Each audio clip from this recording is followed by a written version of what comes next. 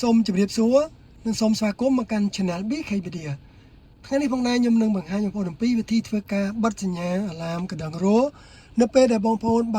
បើចាប់ពីល្បឿន20ឡើងទៅហើយមានជីនៅខាងក្រោយគឺមានសំឡេងបើកណ្ដឹងរោតិចនៅនោះធ្វើបងរំខានអញ្ចឹងបងប្អូនអាចដាក់ច្រើនវិធីគឺដាក់តាម slide បាទនេះក៏បានឬក៏បងប្អូនចង់ដាក់ឲ្យលះមួយទៀតគឺបងប្អូនដាក់នៅលើដៃចង្កូតបងប្អូននេះបាទអញ្ចឹងយើងអាចដាក់នៅរូបបេះដូងទី1ឬក៏បេះដូងទី2បើន័យថារូប favorite 1ឬក៏ favorite 2នឹងបាទអញ្ចឹងយើងអាចដាក់យ៉ាងងាយបាទអញ្ចឹងខ្ញុំសូមបង្ហាញអំពីរបៀបដាក់បើសិនជាបងប្អូនចង់ដាក់នៅដៃចង្កូតបងប្អូនចុចទៅឧទាហរណ៍ថាបងប្អូនពេញចិត្តលេខ1ឬក៏បងប្អូនពេញចិត្តបេះដូងលេខ2បាទអញ្ចឹងឧទាហរណ៍ថាលេខ1ខ្ញុំចុចចិត្តបើនៅពេលខ្ញុំចុចបេះដូងលេខ1នេះជាប់បាទបងប្អូននឹងឃើញ screen នេះ load មកបាទនេះបាទអញ្ចឹងនេះគឺជាបេះដូងបាទ key 1បាទអញ្ចឹងបើបងប្អូនស្រឡាញ់ពេញចិត្តជាមួយនឹងកន្លែងចំណុចតាក់ទងជាមួយនឹងខាងខ្សែវ៉ាត់ខាងក្រោយបាទគេដាក់រូបខ្សែក្រវ៉ាត់រួមជាមួយអក្សរលេខដាក់ថា rear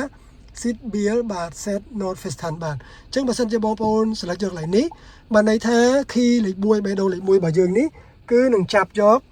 បាទជាមួយនឹងកន្លែងកណ្ដឹងរោខាងក្រោយហ្នឹងអត់ឲ្យលឺបាទអញ្ចឹងបើសិនជាបងប្អូនយកកន្លែងហ្នឹងហើយបងប្អូនខ្វែងតែបើសិនជាបងប្អូនចង់ស្រឡាញ់ជាមួយលេខ2បងប្អូនយកកន្លែងលេខ2នេះមកបងប្អូន select កន្លែងមិញមកបាទអញ្ចឹងខ្ញុំយកមិញយកកន្លែងលេខ1អញ្ចឹងបើសិនជាបងប្អូន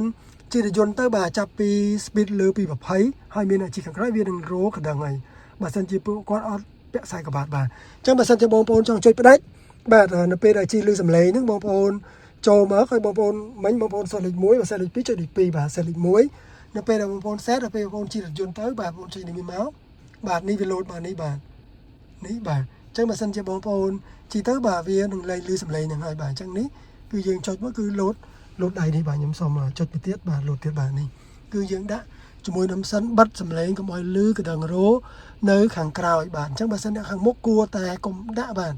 ដើម្បីថាឲ្យមានសុវត្ថិភាពគឺនៅអំពើមុខបើសិនជាមិនដាក់ខ្សែក្រវ៉ាត់ក៏ប៉ូលីសចាប់ដែរអញ្ចឹងយើងសូមពាក់ខ្សែក្រវ៉ាត់ទាំងអស់គ្នាទៅសម្រាប់អ្នកខាងក្រោយគឺមិនសឹកអីទេបាទអញ្ចឹងយើងអាចឲ្យគាត់ដាក់ខ្សែក្រវ៉ាត់បានបាទប៉ុន្តែជាច្បាប់នៅស្រុកគេហ្នឹងគឺតម្រូវឲ្យយើងដាក់ខ្សែក្រវ៉ាត់ទាំងមុខទាំងក្រោយដើម្បីសុវត្ថិភាពបាទដោយសារយើងបើកផ្លូវលឿនបាទដើម្បីជៀសវាងជាមួយនឹងការគ្រោះថ្នាក់បាទអញ្ចឹងការបង្ហាញរបស់ខ្ញុំខ្លីៗមានតែប៉ុណ្ណឹងបាទមានចំណុចណារលូសខ្វះខាតសូមខន្តីអភ័យទោស Channel BK Media ផងហើយសូមជួយ Subscribe Channel BK Media ផងដើម្បីទទួលបានវីដេអូថ្មីៗបន្តទៀតសម្រាប់បងប្អូនអ្នកដែលមិនទាន់បានជួយ Subscribe នោះបាទសូមជួយ Share វីដេអូនេះបន្តផងដើម្បីចែកចាយចំណេះដឹងអំពីវិធីធ្វើការបិទសំឡេងរោខាងក្រោយកណ្ដឹងហ្នឹងឲ្យអ្នកដែលគាត់ប្រើរថយន្តបាទ Default S5 ឲ្យគាត់ចេះទាំងអស់គ្នាផងជាចុងក្រោយសូមជម្រាបលាបងប្អូន